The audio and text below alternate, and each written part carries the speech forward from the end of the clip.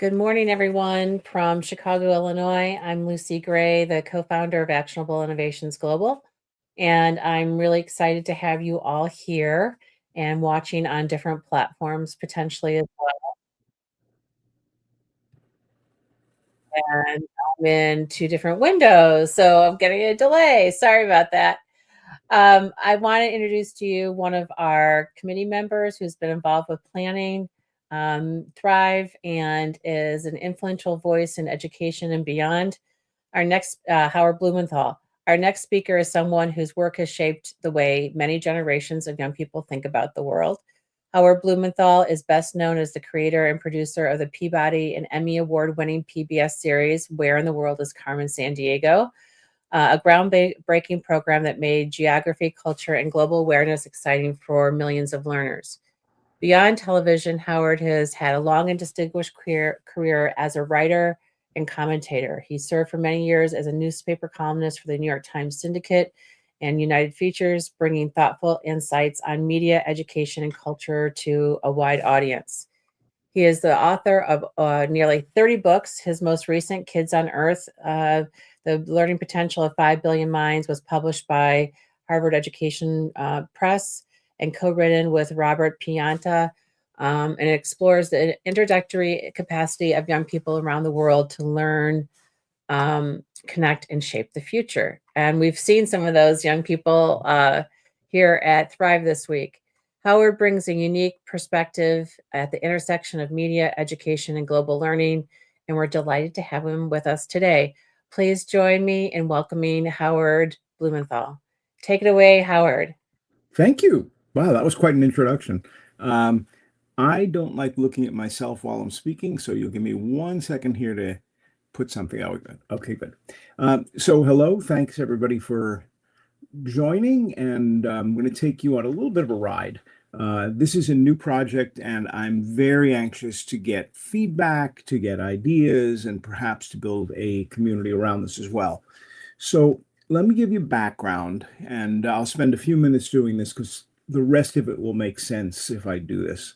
Um, so step one, my dad was a television producer for NBC. He produced a very, very popular game show called Concentration. And that was really the environment I grew up in. Now, what's important about that is not that it's a game show, but that he used it as a platform to, for example, raise money, as in public television pledge breaks, but those things didn't exist at that time. He would actually have the host, Hugh Downs, walk off the set, close to camera, and say, whatever money you have in your pocket, please send it to us because we're building schools and hospitals for CARE, through CARE, the International Service Organization. And regularly, every year for Christmas, CARE would bring a group of kids, maybe 20 or 30, in native dress, because that was what you did in the 1960s.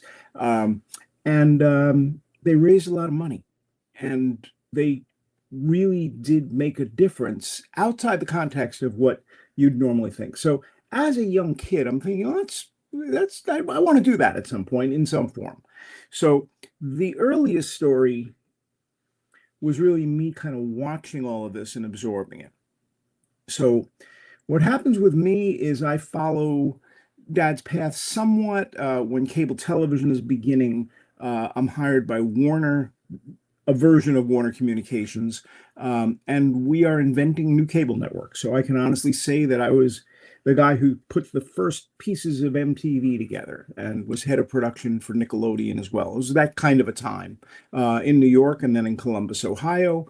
Messed around a lot with computers at that time, which didn't seem to have much to do with television, but our service was interactive. So I was also using words like interface, and I was the point person with Atari when Warner bought Atari. So I was in a very productive, interesting environment. And that ultimately led to a syndicated newspaper column with the New York Times Syndicate and later United Features for about 100 papers, mostly in the US, but also in Pakistan, Puerto Rico, which part of the US, and others. And I'm writing about the future.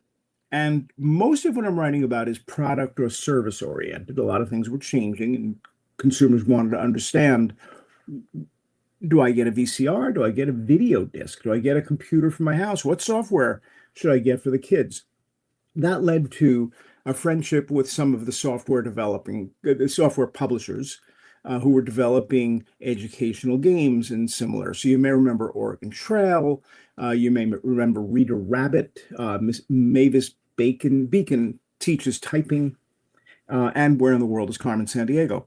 So they had hatched a scheme where they'd like to get the Carmen Sandiego franchise onto television, preferably public television.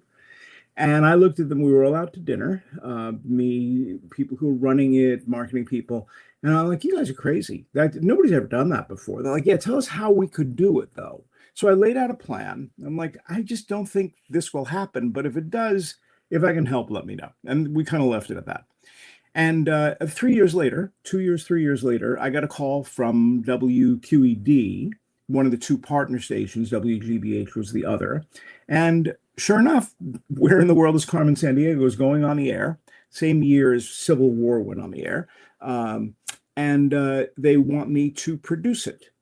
And I had done a bunch of producing in the interim in the 80s. And so I was comfortable with the role, but this ended up being a big show, and we won a Peabody Award and lots of Emmys and all that. So with that, it changed the way that I thought about learning and school because there was no geography curriculum. And we were supposed to teach geography to public television, which is a pretty distinguished brand, PBS. And what I found is we had to make it up ourselves.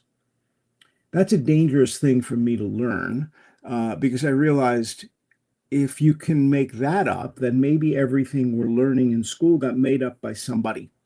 And we call those curriculum committees now in the United States. And sure enough, adults decide what kids need to know. Now, there's a certain sense to that, right? So again, I'm going to take you through this path. The sense of it is when kids come into school, maybe they don't know how to read, they don't know their numbers, they don't know, they can't put letters together, they can't put sentences together, they're not behaving well, all that. So school serves a really important purpose for those first few grades. But the X factor is that kids now have so many different ways to learn, and parents are very aware of a lot of them. And when the parents have the time and the means, there's internet and there's a lot of activity of all sorts. So a kid who's coming into school at 5 years old may know a lot, probably knows a lot, has been navigating stuff for a few years, and is developing their own interests. And by about third grade, those interests start overtaking the list of things that adults think they ought to know. And that's a problem. Now, as you start adding the internet and you start adding artificial intelligence as a learning buddy, for example, that's a bigger problem because now the schools are sort of losing pace with the kids. But more important, the kids are so aware of all the things they could learn. So a kid could like science a lot and want to be a scientist, but may not want to be a biologist, not want to study biology or physics or chemistry, which are typically the subjects they're taught in school. But there's a lot more to science than that. So if I want to be a zoology major, or if I want to be a zoologist, or I want to study anthropology, I find bits of that in the curriculum, but not as much as I want. So I go elsewhere for it. And this has ignited, and we outline this in the book, Kids on Earth, the learning potential of 5 billion minds. This is a different world we're living in now because kids choose. Now, at the time when my dad was producing Concentration, there were basically 3 networks. Now we can't even count the number of networks. And the idea of a network really isn't relevant anymore because we choose to watch whatever we want to watch whenever we want to watch it. Now, map that onto learning and you can see the whole dynamic changes. So that's how we got to Kids on Earth. I've also interviewed hundreds of kids all over the world, which was the fuel for writing the book, but I continue doing that and I remain interested in doing more of that. So for those of you who live anywhere on Earth, let me know. You've got my website down below and you can take a look at some of what we've been doing, watch some of the videos, And you can open the door to a lot more that are on Vimeo. And you can also get in touch with me. Okay, so there's the background. So I'm wondering, as we've come up with these grand theories about how kids learn and what school ought to be and how important it is to be learning inside and out of school, and the new roles of parents and teachers and other adults whose job now is to provide resources and mentoring, not necessarily disseminating information. I'm looking around and I'm thinking, that's good, but it's not getting better. It's about the same. It's similar, in fact, very similar structurally to what my father was doing in school in the 1930s and complaining with the same complaints that kids do today. But I'm hearing that from kids in Cameroon. I'm hearing that from kids in Uganda. I'm hearing that from kids in India. We're sort of misfiring, but we're better. Everybody's in school. We have a much higher percentage of children and teenagers who attend school, public school, all the way through sixth grade, eighth grade, 10th grade, 12th grade. More and more people are going to college. Not that we necessarily have jobs for them when they come out, but more and more are going to college. And the larger percentage of those people are female. That's a big difference. Is that better? Yeah, I think it is. It's good that more people are going. It would probably be better if we had a situation where an equal number of people from all different places and directions and genders and all that. It'd be good if all of them were also going to college. That might be useful in figuring out how we do all of this, because Earth is getting more complicated, right? So you have these strange issues now with what are we supposed to do about climate change? It doesn't affect everybody in the same ways. It doesn't affect all parts of the world. It doesn't affect, there's lots of things that are very varied about climate change. So it's a very difficult monster to tame. Climate migration is going to move a lot of people around. We're pretty sure that's going to happen around Lagos, Nigeria. But what's going to happen in Manhattan? 5 different theories. Paris seems to be getting hot during the summer. Very hot, uncomfortably hot. In India, you have many days during the year where it's really unsafe for kids to go outside because breathing the air in New Delhi is a terrible thing to do to your body. So we have a lot of negatives. I started thinking about the negatives, and then I started thinking, well, what about the positives? Like, are we better? Are we getting better? And when I think about better, I have to sort of organize my thoughts as, well, what do I mean? And is this a political thing? Is this a social thing? Is this something humans just do because that's our nature? And what about people who make things worse?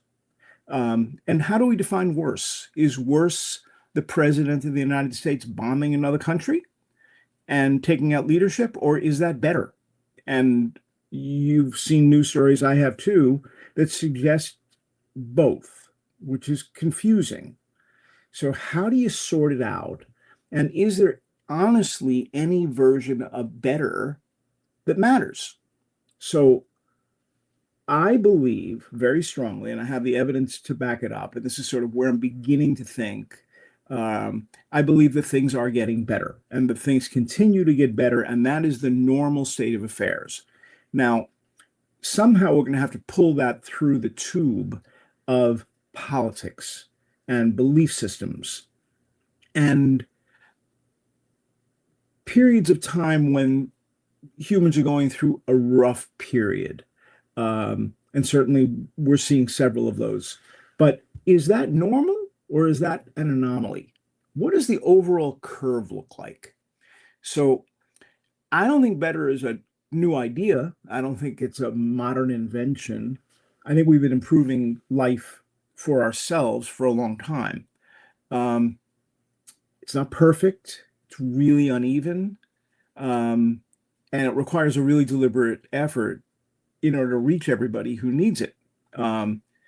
And worse is kind of active right now.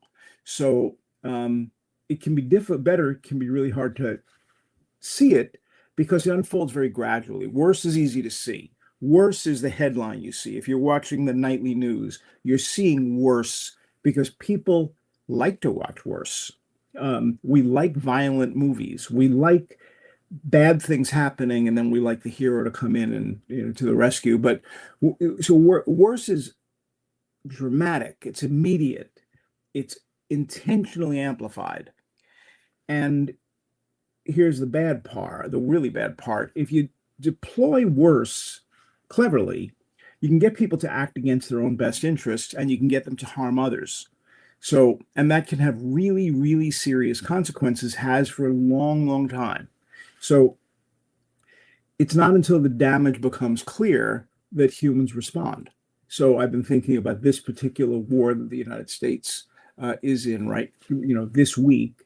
And I wonder how many refugees will there be? And one of the things I'll do after this conversation is take a close look at what are the other countries nearby so that when those refugees begin to flow, are they going to Afghanistan? What else is really close that they can get to? Because they're not going to have infrastructure. They probably won't have access to food or clean water. It's going to be a mess. And we're pretty far away. So even though we've been very good at it in the past, we may not be the ideal candidate to fix it.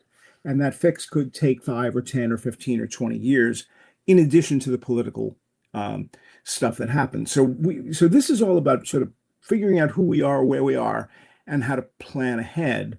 It also might be useful for political parties. It might be useful for educators. It might be useful in a number of different ways. So let me go on about this for another few minutes, and then we can all talk about it. So my belief, improvement is the normal condition of human development. Sometimes adversity comes in and it motivates progress, but more often, what we do better, we do quietly.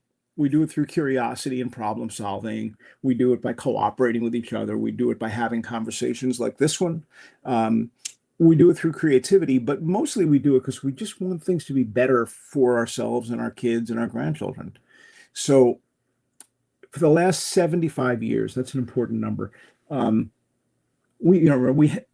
we had World War I and World War II and the economic collapse of the Depression, we built a lot of new countries. Half the countries on Earth are new since 1960, and most of them are the result of empires that were broken up. I think that's probably better, but we went through a very rough period. We're still in it in some countries in Africa, maybe even many. But the progress has been steady. It's been extraordinary. And clearly fixation on worse doesn't help solve them.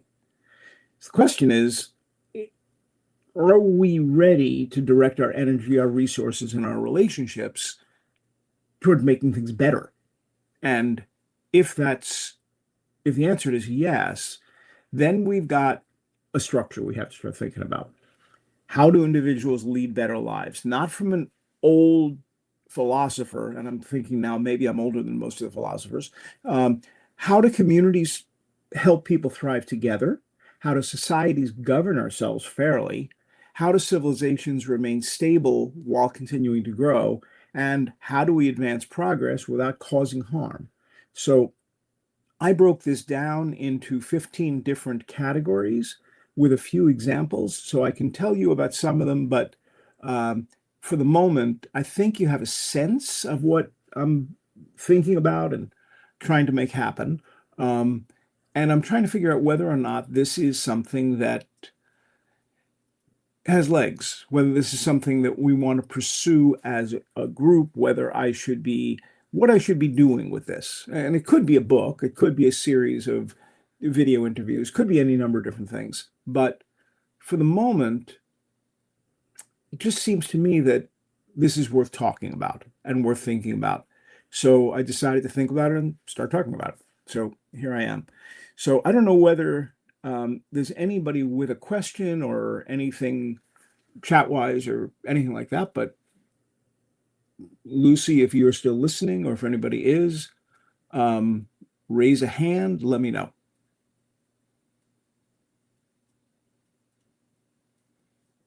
And if not, I'll just keep going. Okay. So as I've thought about this, figured, where do you begin? Where do you even start thinking about better? What is better? How do we begin to put this together? So my feeling is you begin it um, with some sort of a foundation, and I think that has to be people making better decisions if they understand what they're listening to, what they're hearing, what they're seeing, accurate, up-to-date information that, well, helps them distinguish, helps all of us distinguish fact from fiction, see the larger picture. Um, so we have to kind of be honest about what we know, why we believe that to be true, um, and whether the source is reliable and what we still don't know. Um, Now, with that, this is very easily manipulated because decisions can be driven by impulse or fear or group loyalty, manipulation. Those don't improve outcomes. We need to begin with very clear thinking. So, one area that's worth looking at is how do we use clear thinking as a tool, and how do we make sure that tool is not blunted by current interest or a desire or greed or prejudice or other things. So that's first big idea. The second is guaranteeing essentials. And I think this will become the big political conversation within about 5 years. As we're messing around with AI, we're also at the tail of this wave of United Nations UNESCO Sustainable Development Goals. And it's becoming very clear that a lot of people are still in extreme poverty, but more important, a lot of people are in poverty, or more so. So there are very specific definitions of where extreme poverty ends and where poverty begins and what the levels are beyond that. But if AI for the next 20 years until we get a handle on it um, is squashing jobs before we see that next wave of, oh, look at all the good stuff and all the new opportunities that have been created. Right now, it's about cost cutting. It's about downsizing. It's about efficiencies and automation. So if large numbers of people don't have enough money, that money is going to have to come from somewhere. The world now spends a very large portion, every nation, on uh, on human care, Social Security, Medicaid, Medicare, um, social services, lots more. We're going to need a lot more of that. Now, here's the concerning part of this. Half of all the new births in the world are happening in Africa, and Africa, for the most part, has struggled with needing aid. They don't have the economies that are robust enough. There's too much debt. There's too little investment. The infrastructure is not as strong as it needs to be. So we're going to have to help, or we're going to have to provide a path for others to help because there's not a lot of trust because we've done things that have damaged a lot of Africa. And by we, I mean British Empire and Portuguese Empire and then French and all that. It hasn't been a good path, but we're now beginning to see the result of our poor decisions, our destructive decisions. And our choice is going to be, do we let people get old and be poor? Do we not hold them to some sort of a healthcare standard because we're supporting that standard? And do we guarantee some form of economic stability, universal basic income for lots of people? If we don't do that, then climate change, political volatility, AI, all that reshaping happens to the exclusion of what could be half the world. So, what does better look like for guaranteeing essentials? It means guaranteeing essentials. It means figuring out what happens if you don't have a workplace and you don't have jobs, because we don't want the conditions to deteriorate, because that creates instability for everybody. Now, the third of these is public health. Certainly one of humanity's greatest achievements, whether it's sanitation or it's safe childbirth, or disease control, we've really reduced suffering. We've made this much, much better. Vaccines, long list. Um, Now, how do we do that? It didn't happen by magic. It happened because we set our priorities, we made the investments, we encouraged the scientific inquiry. In many cases, AIDS being a good example, HIV/AIDS, we collaborated across boundaries and across societies. We coordinated public action. Lots of people got vaccinated very quickly. We mitigated at least some of the spread of the disease, and we shared responsibility. So now we have to figure out how to extend all of that and modernize it and be ready and anticipate, because as people travel more and more and we become more of a global society, better means lots and lots more people protected in many, many different ways. Now, the good news is we're living longer. So whatever we've been doing, that long list, it's working. So my favorite example I found so far is South Korea. So South Korea, way back in 1950, um, average life expectancy is 23 years old.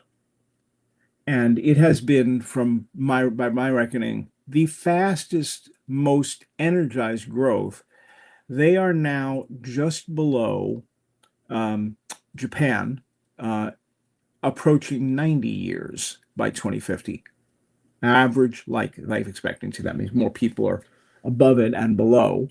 And France is also in that cluster. The United States is not. We're further down, looking more like Uganda, looking more like Ghana. Why? Because progress hasn't been evenly distributed, and we're still paying for the Civil War. We still have a great deal of poverty and prejudice and lacking resources and not as many productive industries in that whole sector where the Civil War was most active. And so those industries were never really built. Some were, but not nearly as much as happened in many other parts of the world or of the country. And as a result, if you look at Mississippi, you see that, or Arkansas or Alabama, that the numbers are quite low, much more similar to Africa.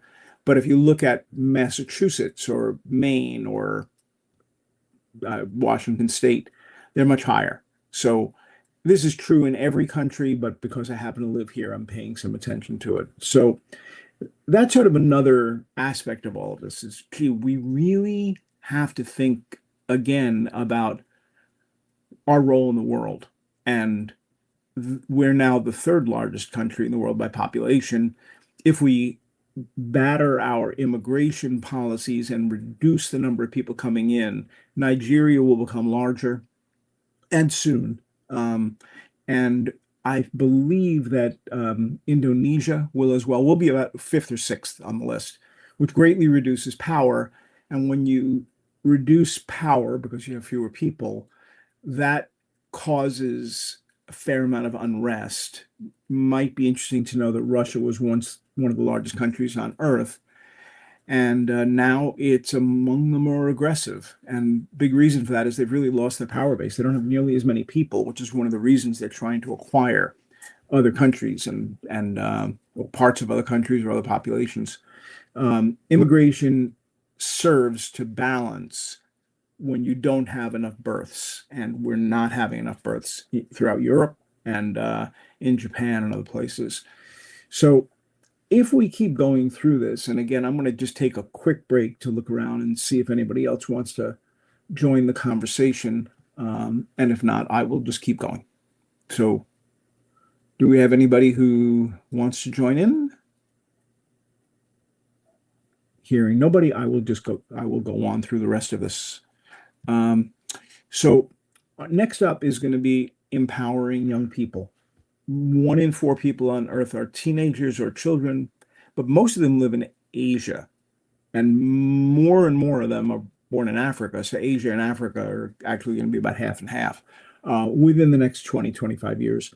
So we've got to really rethink what the path is for those people in particular. When I think about building roadways and pathways into the future, I'm not necessarily thinking about the United States because the population is relatively small by comparison with Bangladesh, or with Uganda, or with Nigeria, or with any number of other countries. So we have to figure out how to provide young people not with school in the traditional sense, but with a much broader sense of personalized learning within strong communities that should be led by schools, and schools should provide the resources. But we're going to have to leapfrog here. Um, and we're going to have to recognize that school may not be the very best way to have young people learn in massive numbers. We're talking about 2 billion people here. So we have to kind of look at what are they learning, why are they learning it, um, what are the mental health issues, and how do we deal with those. But we're talking about curiosity and relationships and emotional stability and physical health and self-image. We have a lot of work to do that has nothing whatsoever to do with learning the finesses of math. We don't necessarily need everybody to learn the theorems of geometry. Some, but not everybody, and probably not as much time spent there as on other things that sort of aid in their development. And then, and this will certainly ring true for everybody here, celebrate neighbors. We're different from each other. We all come from different places. We have different traditions. We have different stories. We don't look alike. We don't sound alike. Um, Big differences, but they're a strength. They're not a weakness. We absorb them into our cultures. We absorb people into the cultures. We absorb ideas and music and food and games and all sorts of stuff. And so we have pizza, we have Lego, we have Social Security, which came from Germany. Uh, and we have models that we're borrowing and taking from everywhere. Um, my brother looks around and everybody on his block now is Asian. And because the Indian population in particular tends to focus on children, family, etc., um, the school taxes go up because more money gets spent on schools. All good. He's learning a lot from them. He's thinking differently as a result of having different neighbors. He could shut the door, but that's unwise. It's better to learn from others and better to bring them in. So that's what drives human progress. None of us are superior, none of us are inferior, but when we exclude, we weaken. And when we include, we strengthen. So if this is starting to sound a little bit like maybe this is a platform for the next president of this country or that country, maybe this is a platform for a political party.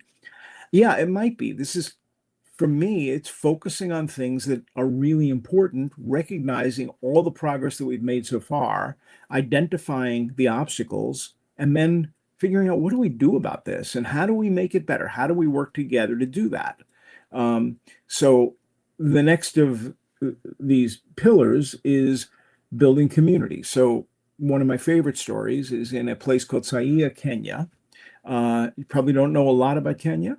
One of the things you may not realize is that on one side, the ocean side, the Indian Ocean side, is Nairobi and the like. But on the other side is Big Lake Victoria, I think I got the name right, and very different culture.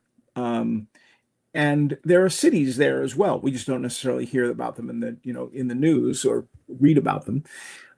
So I became friendly with some people who live there, and they told me that they needed a public library. So they built one from scratch, from just a little plot of land and an enormous number of volunteers.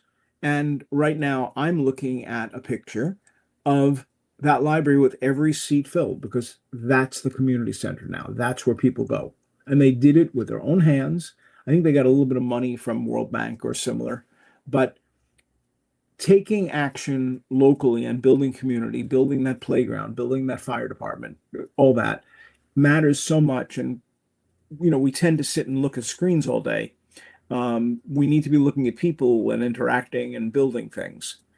All of this is fine, but we need to ensure fairness in all of this. We need to figure out how we live together and what our shared expectations are about behavior and safety and responsibility.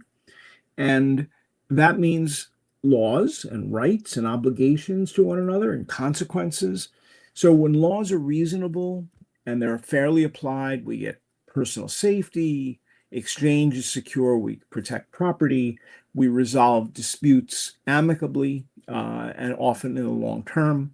Um, but we need to do justice in ways that are fair and don't exclude and understand the laws and make sure that anybody who's employed in justice or law enforcement is held to a very high standard, and that has fallen apart in some countries. But if we want to make things better, that's an area to focus on. Um, Similarly, we have to redress wrongs, and the way to go about that is first, you have to be honest about the stories. You have to know where you came from. You have to understand how all of this was put together in the first place and what we're still living with.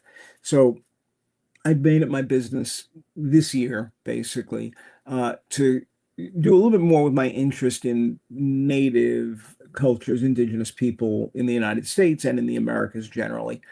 And I'm now reading the second of three books, big, thick books about that tell the history of my country and my continent and South America, uh, but do it from a point of view that isn't usually seen or heard, and that is from an indigenous point of view.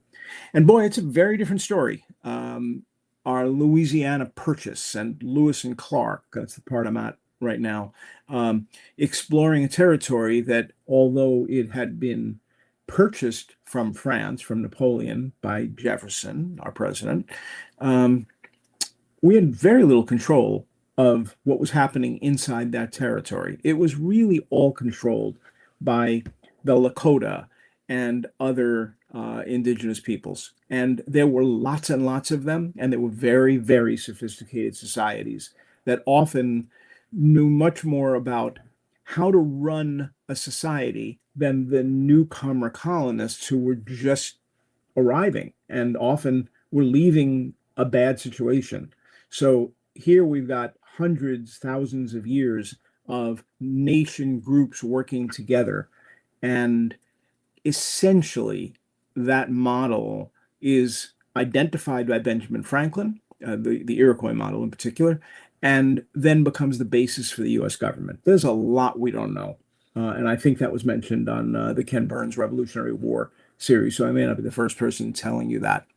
But being able to come into this knowing that we can't fix everything that happened in the past, but we certainly are being respectful. We're telling the stories correctly. We're not making stuff up for our own prejudicial reasons. Good faith goes a long, long way. And restoring dignity and repairing harm, is an awfully good idea, and something that suggests at least that although a lot of people were killed in the past, we're going to protect you, but also we're going to protect your identity. You're going to give you the respect that we should have been giving you in the first place. So next up, we need to be generating more opportunity. And that's more than just income, it's more than employment.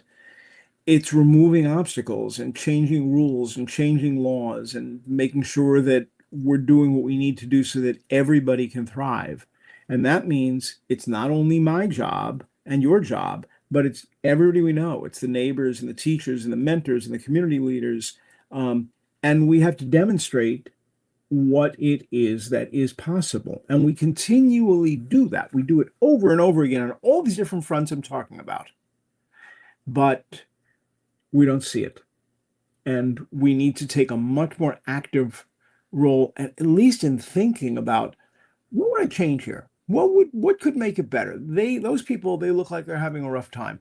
Is there anything I could do besides throwing that homeless person a half a sandwich? I think we can do better than that. Um, and I reflect on my own life and look at, for example, grandparents. This is a really good exercise. So, for grandparents, Max was born in Poland. They were poor. His best job was being a tailor in the Russian army, because Poland at that point was dominated by them. Um, And he immigrated to the U.S. He married Fanny, who was also a Polish peasant, a Polish peasant. And they raised 7 kids. And Max, when they got to the U.S., worked in a tailor shop. Again, not much money.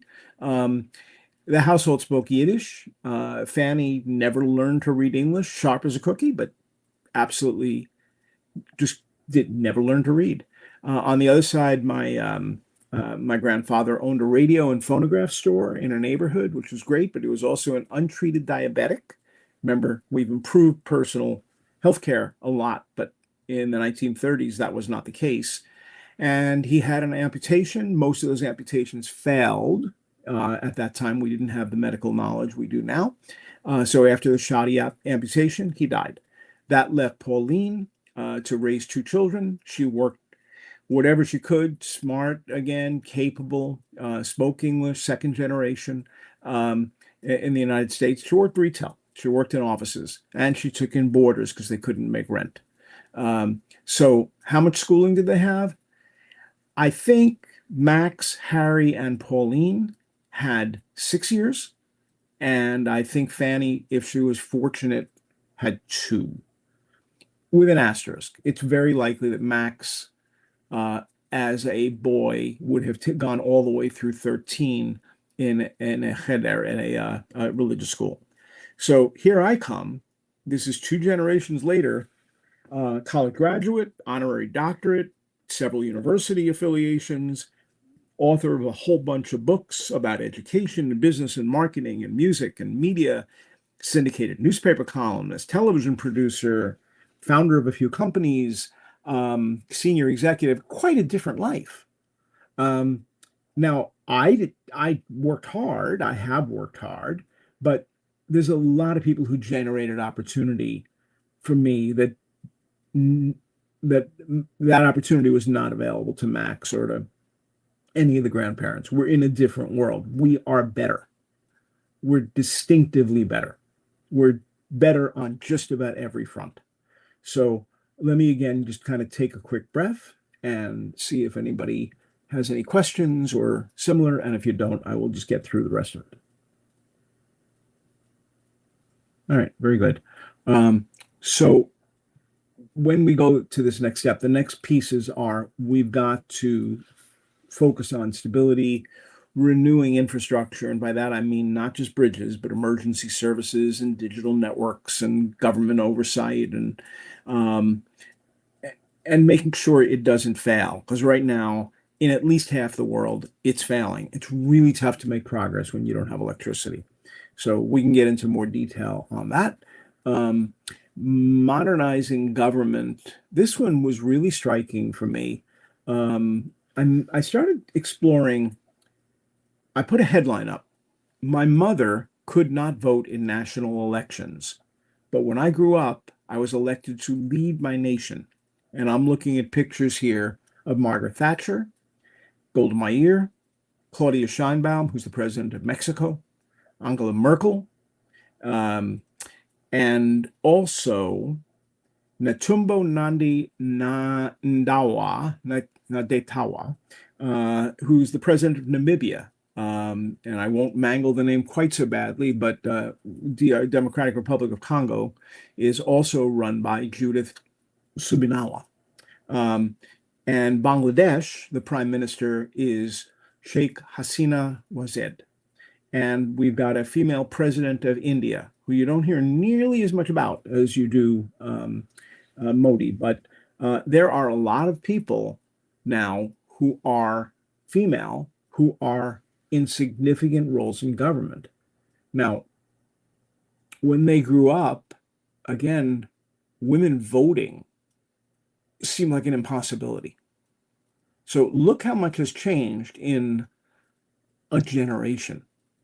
So what happens as this becomes equitable? What happens when we've got equal representation? And then we get to reducing conflict. So right now, this week, we're in conflict, and it's very much on everybody's mind. During most of the past 1,000 years, when we've wanted to express power or devastate enemies or avenge past misdeeds or vanquish those who didn't believe what we did or grab territory, natural resources, we killed people in very large numbers. It's just what we did. So in the 1800s, we probably killed 100 million people for those reasons. First half of the 20th century, we were really good at this. We killed 300, 400, maybe even 500 million people. That's a lot of people.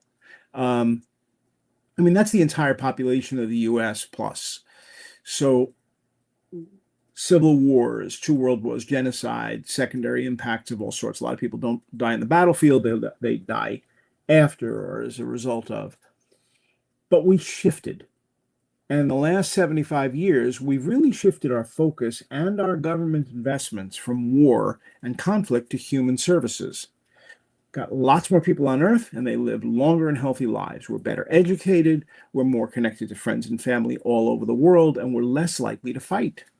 So since 1950, we've lost about 75 million lives to war and conflict, but we've gained 5 billion people on Earth. So a much smaller portion of the world's population is affected by war. We have these blips, we have these situations, and we would have to go a very long way to go back to where we were in the first half of the 20th century.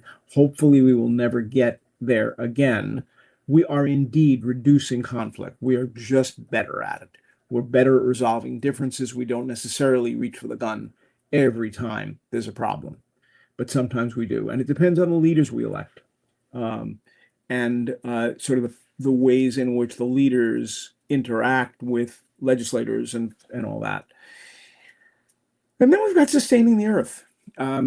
We have increased productivity over the last 250 years, say since late 1700s, but we've done a lot of damage to climate systems and ecosystems and plants and animals and other humans. And it's a nightmare. We really didn't pay a lot of attention to it until the 1960s. There was the big stink, which I kind of love.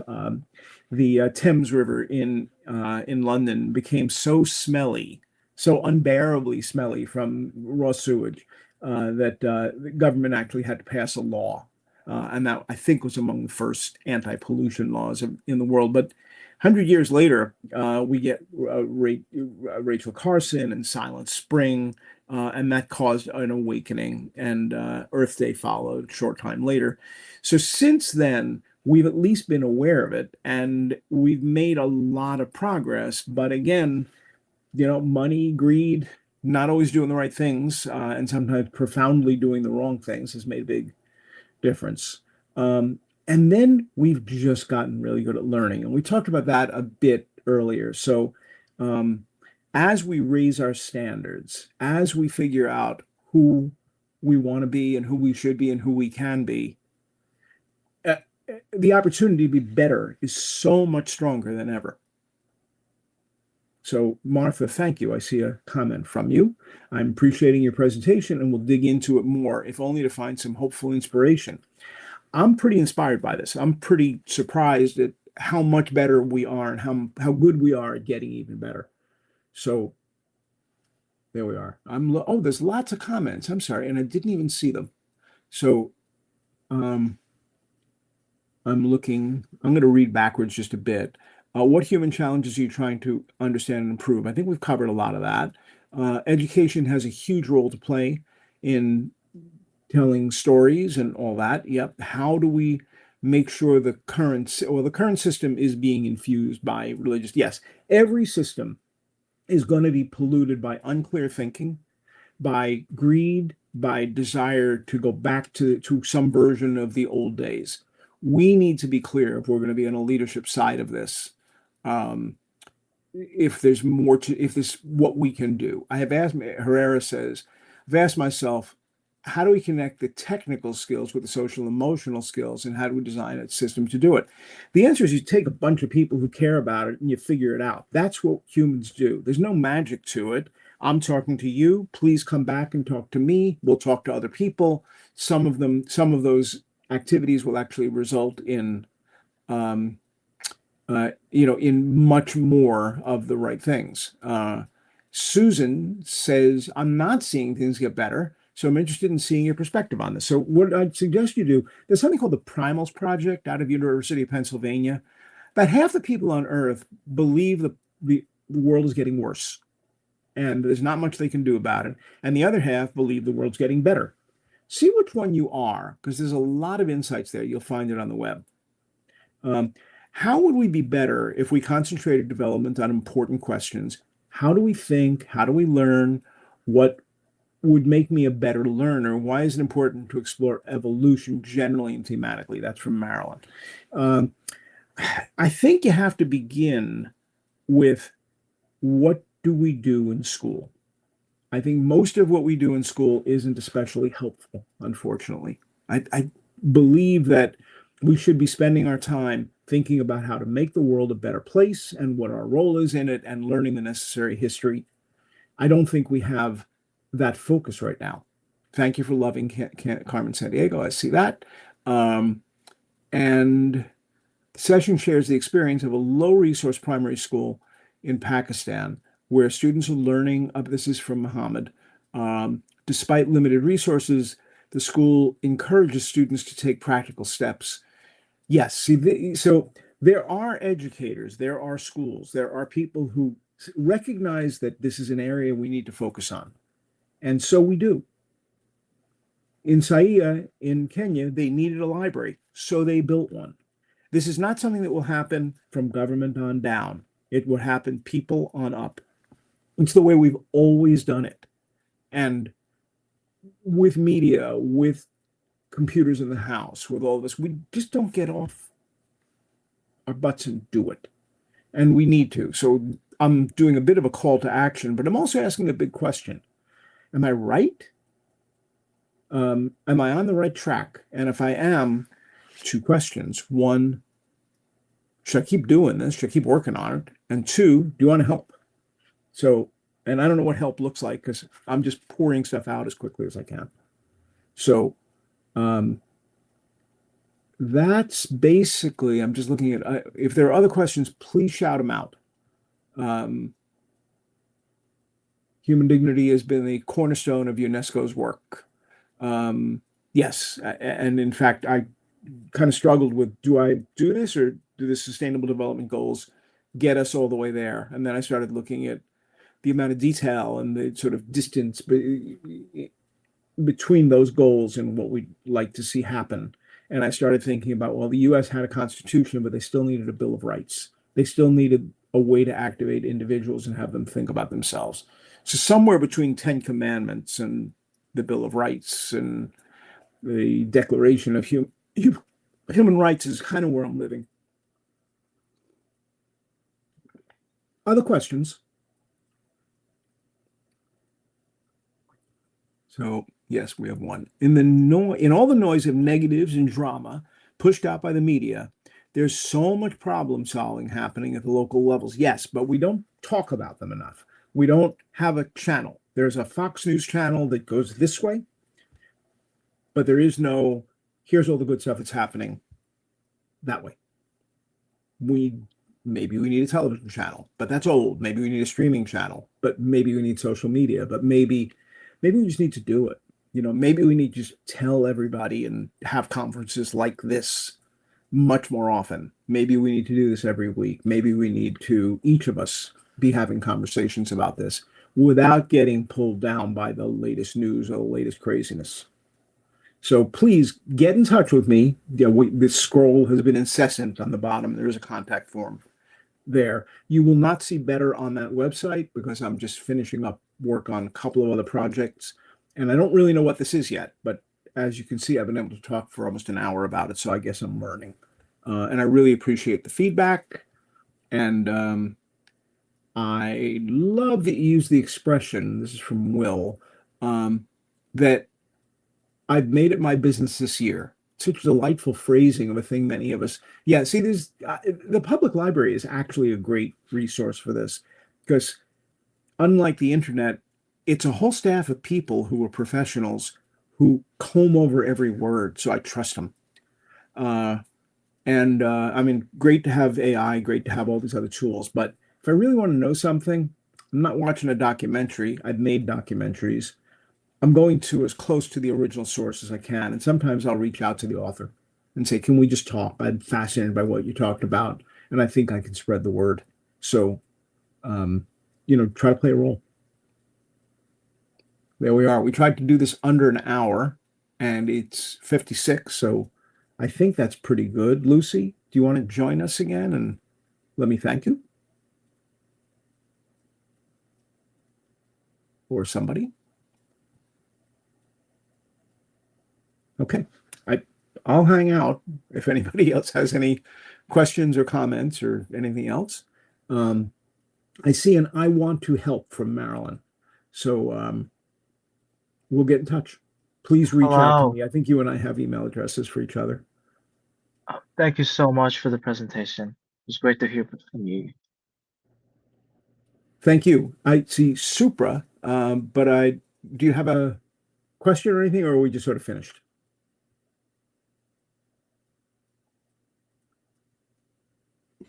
Well, thank you all again. Felipe. Hey, thank you so much, Howard, for your incredible presentation. As you can see, the chat has been very active with many comments, amazing insights, and lots of questions there. So if you were mentioning at the end of your presentation, you want to collaborate, you want to work with more people. So where could we find more information on how to connect with you so that all these people can that H. Blumenthal, the website down below has a contact form. So that's the easiest, quickest way to do it. But also that kind of help I need, I'm beginning to figure out. What I read from was my musings. I've sent it to a school in Uganda and to a researcher in Stanford University to say, is this useful? Is this valuable? I want more people to just read it, muse on it a little bit, and then suggest specific examples. The one I used about couldn't vote. My mom couldn't vote, but now I'm running the country. I need more of those. And because I'm looking at this from my perspective and not everybody else's, there are probably a lot of other really good ideas that we could use to just bring this to life some more. And then we'll figure out, is this a website? Is this interviews? Do we all want to get together once? So I don't know. I don't know what it becomes. But to me, that feels like the next step. But I'm open to other people's ideas about what the next step ought to be. All right. So for everyone that is watching this either live right now or the recording later, story banking time. And we need all different stories so that we can bring more perspectives into this project. Howard, thank you again once again for your presentation, for the inspiration, and for your ability to just let us think. This was really, really interesting. So thank you so much for that. Thank you. All right.